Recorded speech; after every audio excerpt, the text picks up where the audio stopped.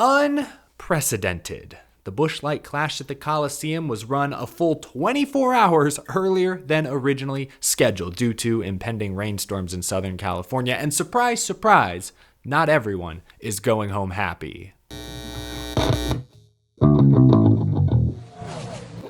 How's it going, y'all? My name is Eric. Welcome to Out of the Groove. We are back. We are so back. More back than we have ever been. First race recap and analysis of the 2024 season coming to you a full day earlier than originally anticipated. As if the offseason wasn't short enough already. So much to cover tonight. We'll discuss the race winner. We'll talk all about those dramatic late race restarts. Several drivers were not happy with each other after the checkered flag. We'll put this race on the groovy gauge. That's right, it's back and better than ever. And we'll discuss the future of the clash at the LA Memorial Coliseum. But first, we need to break down NASCAR's decision to move this event up by a full 24 hours. I said unprecedented because it is. That just doesn't happen. I'm not sure that it's ever happened. I'm pretty sure it hasn't happened in my lifetime, at least. I'm sure many folks have strong opinions. To me, this was NASCAR making the most out of a very crummy situation. NASCAR man said it best on Twitter this week. Just NASCAR's luck that two of their marquee events back to back would both be impacted by generational rainstorms, life-threatening flooding, awful weather in Chicago last summer. You would expect Los Angeles to be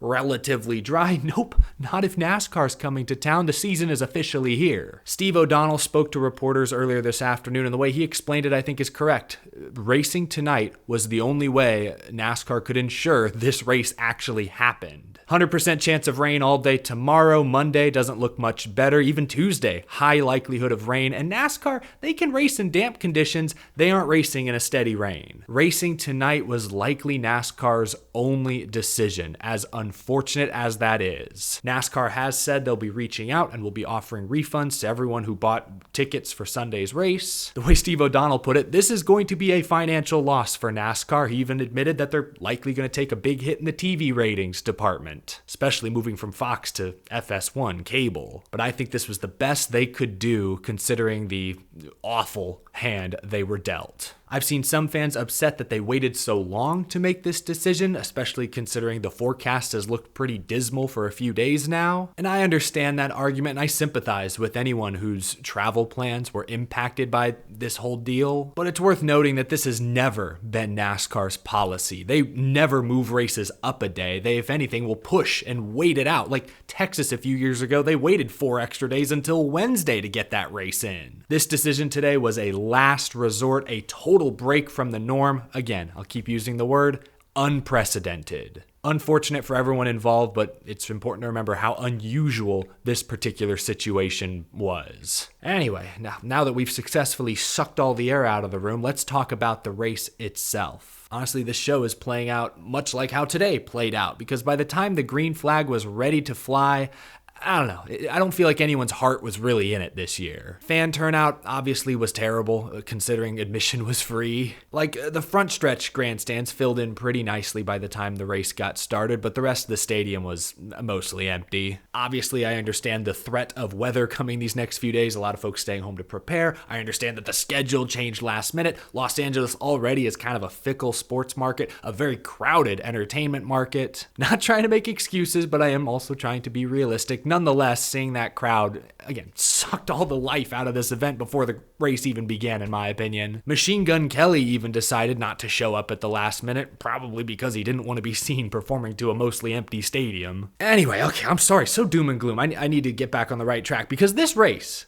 was actually really good. I would argue this was the best short track race of the next-gen era. It was a beautiful battle between youth and experience, and the KG veterans came out on top. Denny Hamlin gets the win, fitting that the Netflix star would win in Hollywood. No, but seriously, Joe Gibbs Racing, those Toyotas, I believe, were the class of the field. Denny Hamlin obviously got the win. Ty Gibbs, who we'll talk more about in a second, led the most laps. Even Martin Truex Jr., last year's winner, scored a top 10. Christopher Bell didn't make the race, but I'm going to blame the scuffed tire strategy, maybe bad track conditions, because he was fast early in practice. It just when it came time to set a fast lap, Bell couldn't do it for some reason. I don't know what happened there. The rest of JGR was really fast. Denny Hamlin, though, ran a great race. He never got flustered during the long green flag run in the second half. He did an excellent job methodically working his way through the top 5 so that he was in position to take advantage when Ty Gibbs and Joey Logano got into each other late. Second clash at the Coliseum victory in a row for Joe Gibbs Racing. Denny Hamlin starts his year off strong. I want to talk about Ty Gibbs versus Joey Logano. This is where some of that youth versus experience really comes into play. Ty Gibbs ran a fantastic race. I think he had the best car. I think he had the best pace in the field. But in the first half of this race, Ty Gibbs got schooled by Logano, Kyle Busch, a couple of veterans. On a restart, Gibbs, the control car, tried to wait until the last possible moment to gun it. Logano timed it perfectly, was able to pinch him down, and was able to take the lead away. Score that restart for Logano. But Ty Gibbs is a fairly quick learner. Early in the second half of the race, Ty Gibbs actually got the jump on Logano and was able to retake the lead. All right, Gibbs, Logano, now they're even. Ty Gibbs was able to drive out to a 3-second lead in the second half of this race, which at the Coliseum, that's like half a lap. Not quite. Logano had begun to close on Gibbs in lap traffic, but then the caution came out with just 10 laps to go. Logano had won the first restart battle. Gibbs had gotten the second. Now it was time for the rubber game, best of 3. This is where Ty Gibbs' inexperience really showed, because on that restart, Gibbs overdrove the first turn, drifted up and took Logano out of the equation, but left Denny Hamlin too much room on the inside. That's how Denny Hamlin was able to take the lead. Ty Gibbs fell back to second, then got shuffled back to the outside, fell to third, fourth, fifth, before getting spun out, I think, by Kyle Larson. That's why Ty Gibbs ultimately finished in the 18th spot, despite leading the most laps, despite being in the mix until the very end. Joey Logano was not happy with Ty Gibbs after the race. Caught on video, Logano confronting Ty Gibbs outside of Gibbs's hauler. You can see Gibbs kind of motion to Logano like, hey, let's take this inside, not out in front of everyone. Logano wanted to confront him in front of everyone. Couldn't hear everything they said, although towards the end, Ty Gibbs does say, hey, I've watched this same thing my whole life. Logano has earned quite the reputation over the years. I don't think Ty Gibbs wanted to hear anything from Joey. Honestly, fair enough.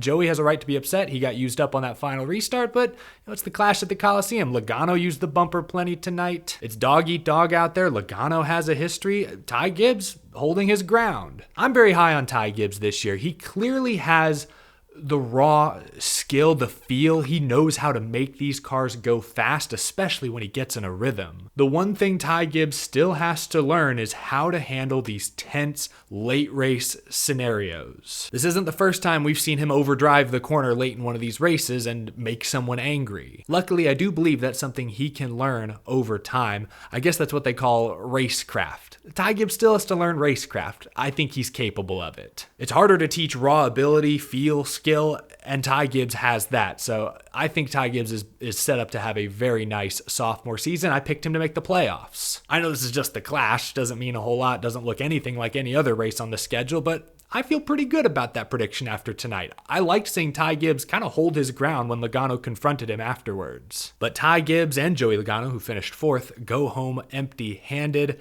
For the third consecutive year, Kyle Busch finishes on the podium. He finished second with Joe Gibbs Racing. He was third last year with RCR, second again. I know drivers hate finishing second, probably more than anything in the world, but that's extremely impressive. As many variables as there are in this race, in this event in particular, to finish on the podium all 3 years, extremely impressive from Kyle Busch. Ryan Blaney was equally, if not more, impressive tonight. He was in that same qualifying group as Christopher Bell. I don't know if the track conditions were off or what, but Blaney also failed to make the show on speed. But because he's the defending series champion, he was able to claim that final points provisional spot. So he had to start this race last, 23rd. He was able to go from 23rd to 3rd in 150 laps. That's tough to do, especially at a track like this where it's one lane right around the bottom. A few more shout outs I want to give. RFK Racing finally made this show. Both Brad and Buescher had missed it in 22, missed it in 23. Brad qualified this year and he finished inside the top 10. Round of applause. I know he finished 21st. I also want to shout out Justin Haley making his Rick Ware Racing debut. Was fast in practice, fast in qualifying, and was steadily running running inside the top 10 tonight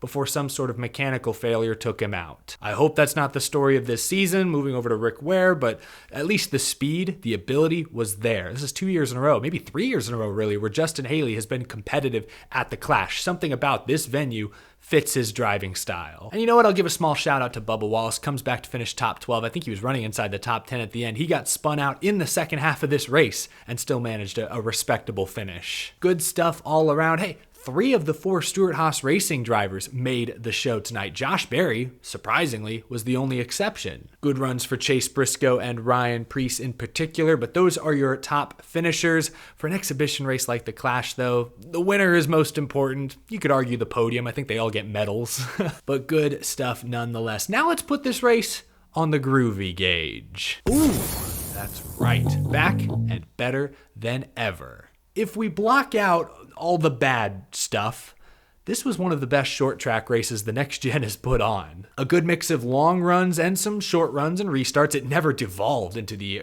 silly crash fest that last year's Clash did. Whew, sigh of relief. And we saw comers and goers. I just mentioned Ryan Blaney from last to the podium. Tempers after the race. Fox didn't show the Logano-Gibbs aftermath. Didn't even show the Chastain-Tyler Reddick deal. I think that happened on the last lap. They also didn't show Ricky Stenhouse apparently getting out of his car to confront John Hunter Nemechek. But there were tempers, and occasionally we saw them on track. Plenty of passing. It was aggressive, a little sloppy at times, but it was never bad racing. This was a good, solid short track stock car racing event. I'm going to give the Clash at the Coliseum a 90%.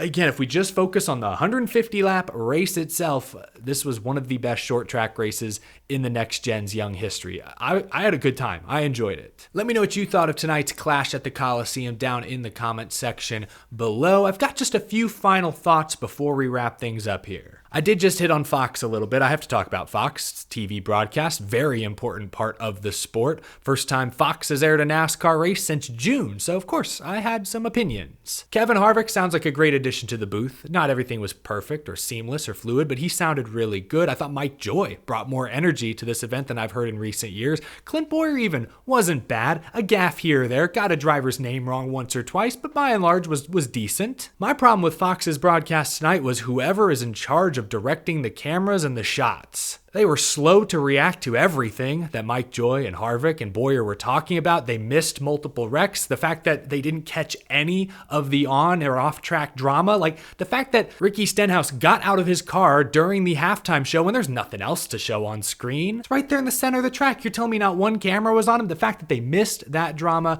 At one point, Chastain gets rear-ended. So they go to the replay showing Chastain's bumper cam. Like, we don't need the front bumper. We need the rear bumper. If anything, that doesn't show us anything. Some of these are nitpicks, I understand, but many of them were noticeable. Whoever was directing Fox's camera shots missed it tonight. First game of the year, maybe because of the weather, because of the reschedule, they were working with kind of a skeleton crew, maybe didn't have all their normal people in normal spots. I can make some excuses, but if these types of things continue throughout the season, I'm going to run out of excuses very, very quickly. You are Fox. You broadcast Super Bowls, Daytona 500s, World Series. You gotta be better than what you were tonight. Where does NASCAR go from here? This is the final year of NASCAR's original 3-year deal with USC and the LA Memorial Coliseum. Numerous reports this week have come out suggesting NASCAR is looking elsewhere for next year's Clash. The Athletic reported Mexico City, Guadalajara could be legitimate candidates to host next year's race. Every signal is pointing towards this being the final Clash at the LA Memorial Coliseum, at least for the time being. It's complicated because NASCAR wants to be in Los Angeles. They should be in Los Angeles. It's the second largest city. As a market, it's the second largest media market in the country. Auto Club Speedway won't be ready to host a race for at least a year and a half, if ever. So your options are certainly limited, but I don't expect them to return to the Coliseum next year. I think there'll be a year or two gap without any races in Southern California. That's most likely what is going to happen. So where will they take the Clash next? I don't know. Some people are going to hate me for this. I don't want to see it at Daytona, honestly. Fans weren't turning out for those races by the end of it. I want to use this slot on the schedule to experiment. The Clash was a great experiment for the 3 years they've done it. Maybe if they go to Mexico City, they take this race international, that'll be another great experiment. It's an exhibition race before the season, build up hype, try new things, take chances. I loved what they did with the Clash the past few years, even though it wasn't always perfect. It was often bumpy, a little unpredictable. I love that they tried it. I hope they continue to be aggressive with this schedule slot in particular. I'm sorry I can't be more specific than that, but I really don't know what NASCAR's thinking. We'll just have to wait and see. Do you have any ideas? Where would you like to see the Clash in 2025? Let me know down in the comment section below, but yeah, we've done it. This feels good. A little out of practice, a little rusty, but we're back. Race reviews. Expect these every Sunday night throughout the entire NASCAR Cup Series season. Thank you all so much for watching. Leave a like if you enjoyed. Subscribe if you're new. We talk NASCAR every single day. And a huge thank you to my very, very generous Patreon supporters. If you want to hear me ramble on even more about the Clash at the Coliseum, click right up here or click down in the description below to check out my video from earlier this morning. Hope you guys enjoyed that. I hope you enjoyed this video. I will see you all again later this week. Enjoy your Sunday. Have a good one, y'all.